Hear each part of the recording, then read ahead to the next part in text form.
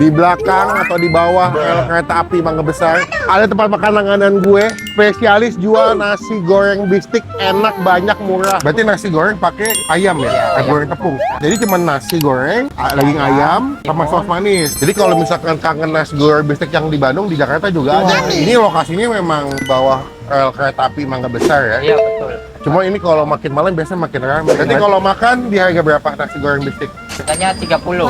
30. Udah Iya. komplit semua ya? Udah. Buka jam berapa, Mas? Jam 6, Sampai jam? 12. Nanti alamat lengkapnya kita masukin di bagian kolom deskripsi ya. Nasi goreng bistik Kang Aji.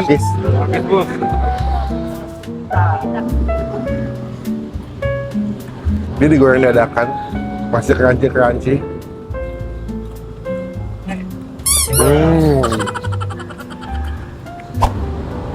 Hasil kentangnya. Karena semua dimasak dadakan ya, ayamnya, kentangnya, nasinya, jadi makannya masih hangat-hangat. Ini the best combo nih kalau kesini. Nasi goreng, bistik, pakai sambal matanya.